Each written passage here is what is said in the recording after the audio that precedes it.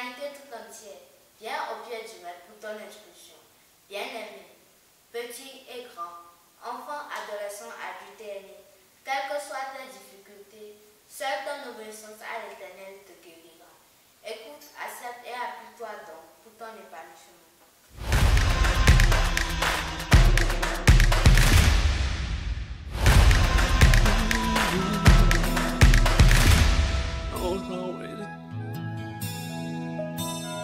Tu m'as créé pour t'adorer. Tu m'as donné la vie pour te servir. Ce que tu sèmes reprendra-t-il vie s'il meurt? Le deuxième texte de cette semaine est tiré du livre de Jean. Jean en son chapitre 12, du 23e au 27e verset. Jean 12, 23 à 27. Analysons la parole de Dieu. Jean 12, 23 à 27. Jésus leur répondit, l'heure est venue où le Fils de l'homme doit être glorifié. En vérité, je vous le dis, si le grain de blé qui est tombé en terre ne meurt, il reste seul, mais s'il meurt, il porte beaucoup de fruits. Celui qui aime sa vie la perdra, et celui qui aime sa vie dans ce monde la conservera pour la vie éternelle. Si quelqu'un me sert, qu'il me suive, et là où je suis, là aussi sera mon serviteur. Si quelqu'un me sert, le Père l'honorera. Maintenant, mon âme est troublée, et que dirai-je? Père, délivre-moi de cette heure. Mais c'est pour cela que je suis venu jusqu'à cette heure. Ne me laisse pas mourir ailleurs. Oh yeah, yeah. Ramène-moi sur ta parole. Bien-aimés dans le Seigneur, nous allons aborder un thème. Le thème est intitulé Chrétien, ce que tu sèmes reprendra-t-il vie s'il ne meurt? Bien-aimés dans le Seigneur, la partie qui m'est destinée, c'est la partie 2 et la partie 3. La partie 2 est intitulée La mort et la partie 3 est intitulée La vie. La Bible a été claire dans Romains 6, le verset 23, le salaire du péché, c'est la mort. Et pour que le péché existe, il faudrait qu'il y ait la loi.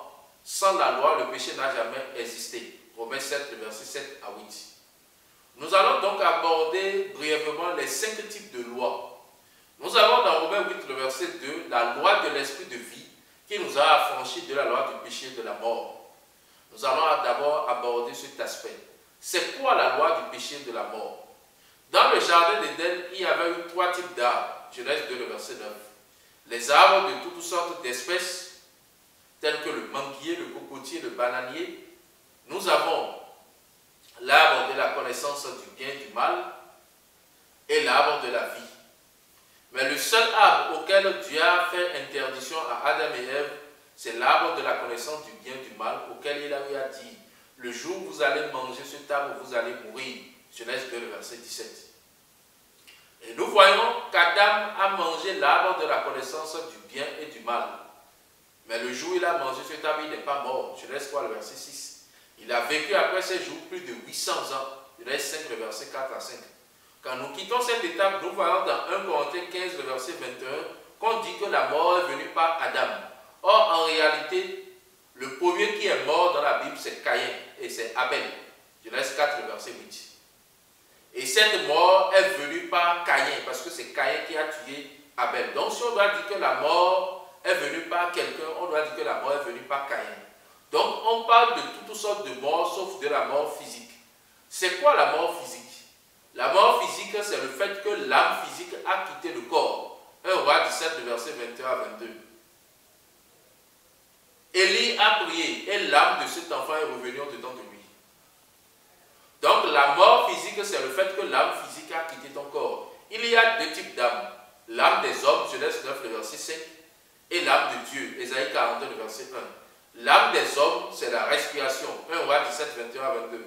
Et l'âme de Dieu, c'est Daniel 12, le verset 7, c'est la vie éternelle. Donc, il y a 2 types d'âmes. Et par conséquent, quand on parle de la mort physique, cela veut dire que l'âme physique a quitté le corps. Et quand on parle de la mort spirituelle, c'est approximativement dans le sens de la mort physique, mais ce n'est pas exactement la même chose. La mort spirituelle, c'est le fait que Adam a dépossédé ce corps de la réception de la vie éternelle. Ce corps était censé manger l'arbre de la vie éternelle. Mais Adam a dépossédé ce corps de la réception de la vie éternelle. Donc la mort spirituelle, c'est le fait que Adam a dépossédé ce corps de la réception de la vie éternelle. C'est pour cela, dans 1 Corinthiens 15, le verset 50, on dit que la chair et le sang ne peuvent pas hériter le royaume de Dieu. Parce que quoi? Ce corps est voué à l'échec. Et quand vous prenez Romains 7, le verset 25, parole vivante, l'apôtre Paul dit « Qui me délivrera de ce corps qui conduit à la mort ?» Et la mort dont parle l'apôtre Paul, c'est Apocalypse 20, 14 à 15, c'est la seconde mort qui est l'étang de feu. Donc, bien-aimé dans le Seigneur, la mort spirituelle, c'est le fait que Adam a dépossédé ce corps de la réception de la vie éternelle. Lorsque vous prenez Luc 9, le verset 60, on dit « Laisse les morts ensevelir leurs morts. » Un mort qui enterre notre mort. Qu'est-ce qu'on veut dire donc par là? Ce qu'on veut dire par là, c'est ceci. En réalité, lorsque tu meurs physiquement, il y a un cimetière physique où l'on y va pour enterrer les morts physiques. Maintenant, dans le contexte spirituel, nous avons un cimetière spirituel qui est l'étang du feu. Donc, laisse les morts ensevelir les morts veut dire quoi? Tous ceux-là qui sont restés morts en Adam iront en enfer. Donc, les morts physiques ont leur cimetière physique et les morts spirituels ont leur cimetière spirituel qui est l'étang du feu. Voilà ce qu'on met dans Luc 9, le verset 60. Donc, bien-aimés dans le Seigneur, lorsque nous naissons du ventre d'une femme, nous sommes déjà bons pour l'enfer. Et c'est ça qu'on appelle la mort spirituelle. Cela est diamétralement opposé à la mort physique. Donc, la manifestation de la mort, c'est quoi? C'est le fait que Adam a mangé l'arbre de la connaissance du bien et du mal et nous a tous rendus morts spirituels, bons pour l'enfer. Les causes de la mort sont ceci. Il n'y a qu'une seule cause pour la mort. La cause de la mort spirituelle, c'est le fait que Adam a mangé l'arbre de la connaissance du bien et du mal. Donc voilà le problème que nous avons avec Dieu. Avec Dieu, nous avons un problème de mort spirituelle. Et il faudrait qu'on nous dégage de cette mort spirituelle. C'est pour cela que l'apôtre Paul dit « La loi de l'esprit de vie m'a affranchi de la loi du péché de la mort. » La loi du péché de la mort, c'est le fait que Adam a mangé l'arbre de la connaissance du bien et du mal et nous a tous rendus morts spirituels. Maintenant, lorsqu'on parle de la mort spirituelle, c'est un phénomène où quand même tu essaies d'être dans la sanctification du corps, tu iras quand même en enfer. Parce que ce n'est pas la sanctification du corps qui t'amène au paradis. Ce n'est pas aussi la sanctification du corps qui t'amène aussi en enfer. Mais le problème que tu as, c'est que ce corps ne peut plus hériter le royaume de Dieu. Donc ton problème n'est pas ce corps. Mais ton problème, c'est comment faire pour que tu puisses quitter ce corps. Il y a d'autres personnes qui s'attachent au péché charnel et qui veulent se purifier charnellement. Mais laisse-moi te dire que même si tu te purifies charnellement, cela ne t'amène ni en enfer ni au paradis. Parce que le problème que nous avons avec Dieu, c'est le problème d'une mort spirituelle. Et la mort spirituelle, c'est le fait que Adam a dépossédé ce corps de la réception de la vie éternelle. Lorsque nous quittons cette étape, 1 Corinthiens 15, 22 dit ceci. Vous êtes morts en Adam. Il y a la mort en Adam. Et la mort en Adam, c'est le fait que Adam a dépossédé ce corps de la réception de la vie éternelle. Maintenant, nous avons la mort en Christ. Ça, c'est encore différent.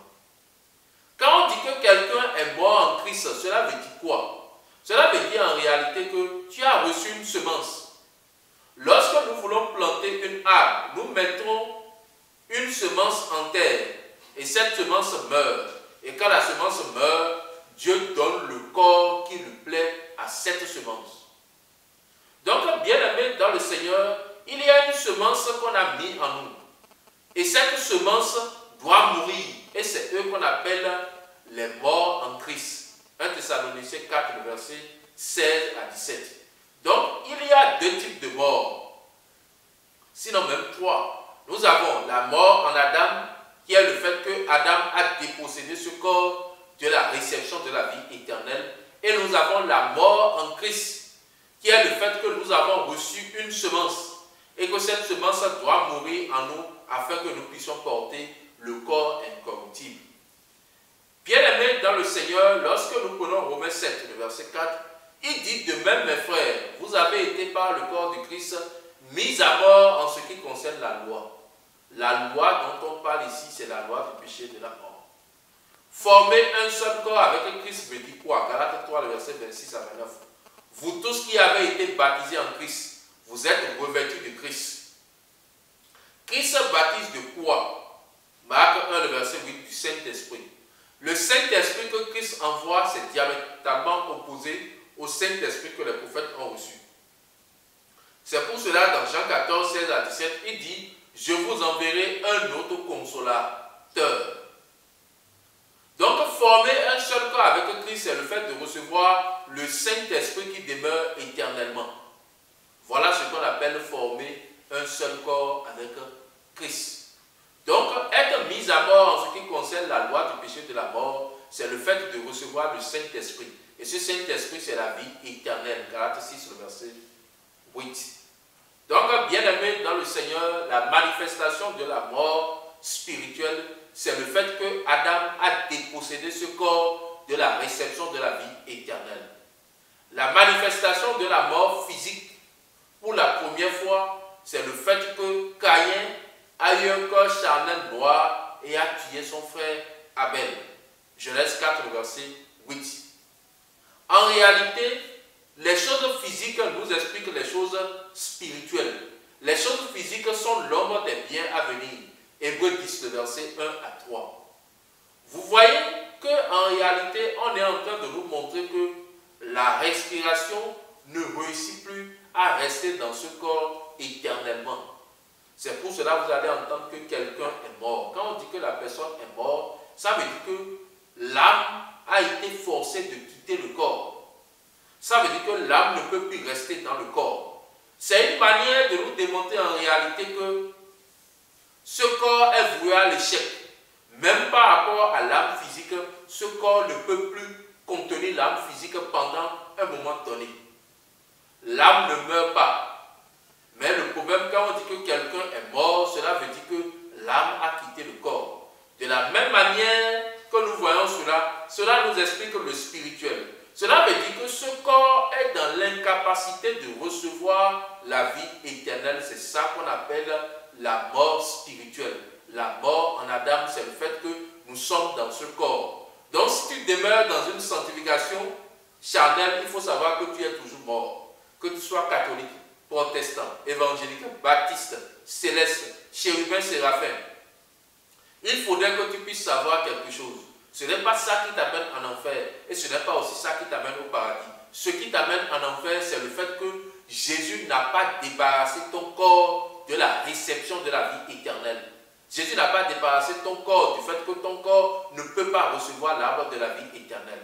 Donc ton problème, c'est ce corps. Il faut qu'on te change de corps. Si on ne te change pas de corps, tu iras en enfer. Donc le seul péché qui t'amène en enfer, c'est ce corps. Ce n'est pas le péché de ce corps, mais c'est ce corps. Donc il faut que ton corps soit changé. Donc même si tu t'efforces à demeurer dans la sanctification charnelle, tu iras quand même en enfer. Et ce n'est pas la sanctification charnelle qui t'amène en enfer. Ce n'est pas aussi ça qui t'amène aussi au paradis. Mais dans cette chair, nous avons besoin de la sanctification du corps pour les pratiques des œuvres dignes de la repentance. Acte 26, le verset 20. Donc, bien-aimé dans le Seigneur, la cause de la mort spirituelle, c'est le fait que tu es en Adam. Que le nom de l'Éternel soit glorifié. Merci beaucoup à vous, soyez vraiment fortifiés et on est ensemble éternellement pour ceux de la gauche et de la droite. Thank you for watching this channel, the voice of the Eternal God. If you like this video, don't forget to subscribe, comment, share in order to extend the gospel. God bless you.